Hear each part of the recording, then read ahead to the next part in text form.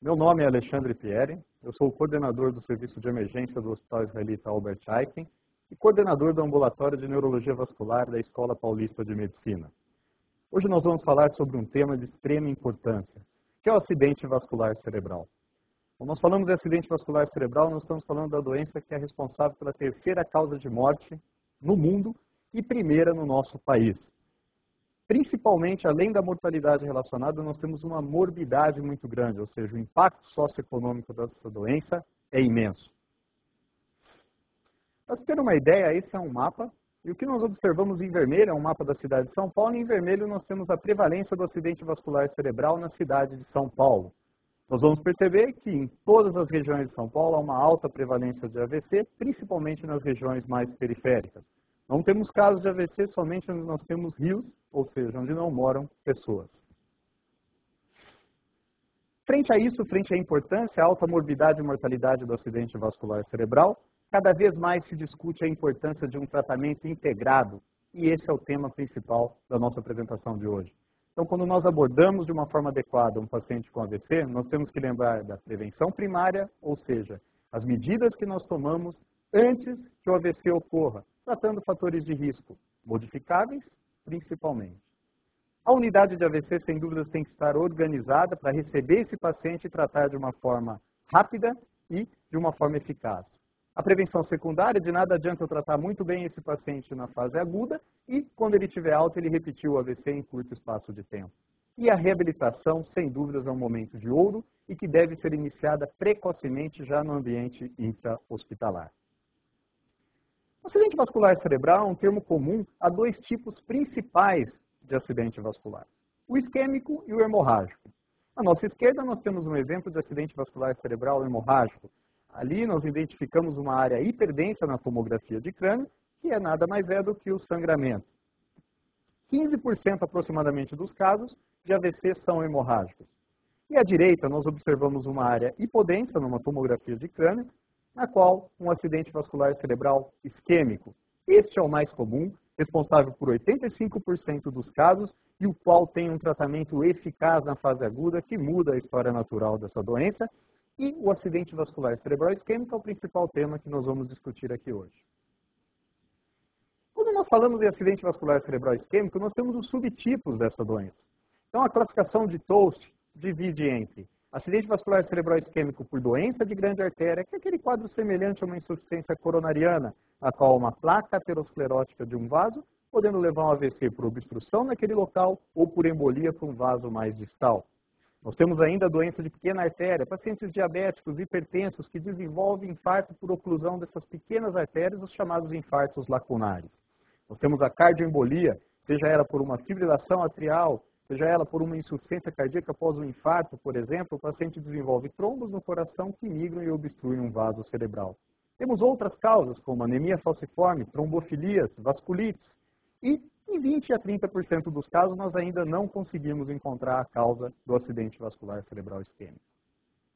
Quanto à fisiopatologia, é importante entender que 80% aproximadamente dos pacientes que chegam ao nosso serviço de emergência apresentam alguma artéria obstruída, ou seja, nós temos que tratar esse paciente tentando abrir essa artéria para reperfundir aquela área que está sem sangue e, por consequência, está morrendo.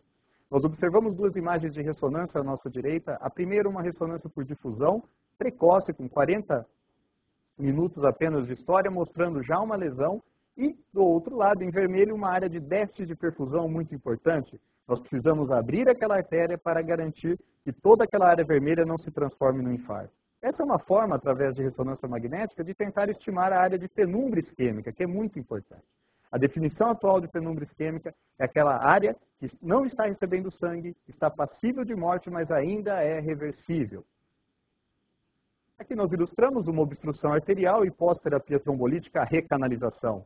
Mais importante do que recanalizar é reperfundir. Então nós temos que garantir a abertura da artéria, mas mais do que isso, cuidar muito bem daquela área que está em sofrimento, para que ela receba o retorno do sangue de uma forma adequada e possa trazer melhora clínica ao nosso paciente.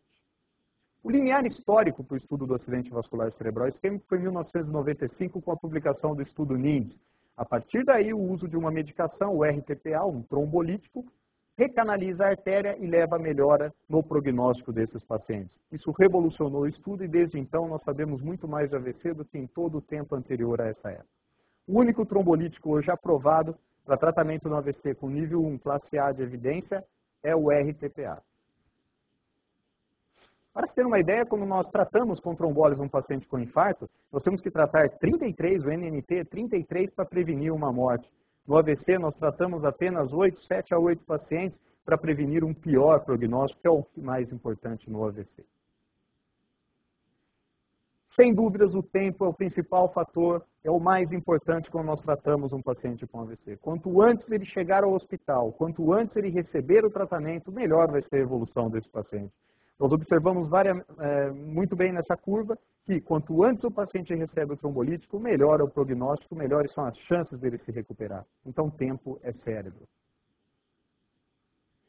Logo, com tudo o que foi dito, o AVC, assim como o ataque isquêmico transitório, tem que ser considerado uma emergência médica, como é o infarto, como é o trauma, como é a sepse. O AIT, ou ataque isquêmico transitório, no conceito atual, é um déficit neurológico focal com duração menor do que 1 hora e não mais 24 horas, em que não há lesão nos exames de imagem, tomografia e ressonância. E esse é o fluxo de atendimento. Um atendimento bem feito ao AVC é um atendimento integrado. Então, esse atendimento já pode começar na fase pré-hospitalar, como ocorre no Hospital Albert Einstein, por exemplo, em que na ambulância nós já iniciamos o tratamento, controlando a glicemia, a temperatura, mantendo um decúbito adequado, hidratando, mantendo os sinais vitais adequados. Não podemos trombolizar o paciente na fase pré-hospitalar, porque há necessidade de um exame de imagem e nós vamos discutir isso aqui.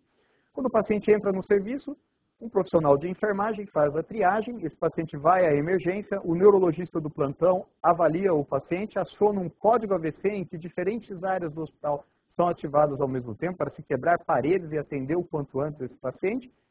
Esse paciente é encaminhado imediatamente para a imagem, fazendo o exame de imagem chega a hora da decisão. Trombólise endovenosa, em que o medicamento é administrado na veia, intraarterial, quando é feito via catéter, ou, em alguns casos, a literatura tem mostrado e nós temos feito endovenoso seguido de intraarterial.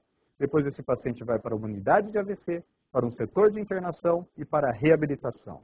Todos esses tempos são medidos, porque, como já foi comentado, o tempo é cérebro. A pressão arterial na fase aguda é extremamente importante haver um controle adequado. E o que é um controle adequado?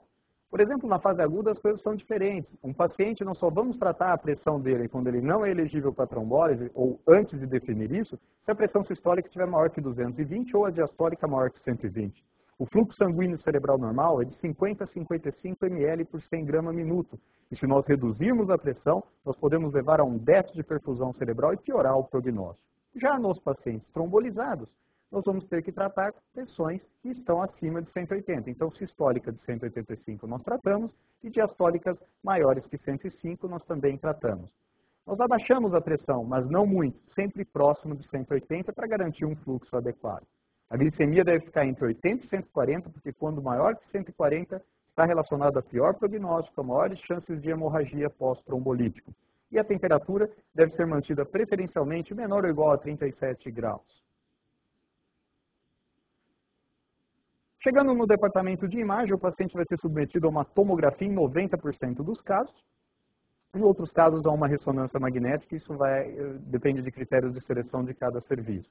Mas a tomografia é importante para afastar hemorragia intracraniana, infarto definido e edema cerebral importante e sinais precoces de isquemia cerebral. Então, apagamento de sulcos, perda da diferenciação branco-cinzenta, são critérios que, se maior que 1/3 ou até 50% que se discute hoje do território da artéria cerebral média, nós contraindicamos a terapia trombolítica, porque o benefício vai ser menor e o risco de transformação hemorrágica vai ser maior. Esse é um exemplo. À nossa esquerda, nós temos uma tomografia precoce já mostrando uma perda de sulcos, uma diferenciação branco-cinzenta em mais de 50% do território da artéria cerebral média. E a evolução com não trombólise, nós percebemos que, sem dúvidas, era um infarto muito importante.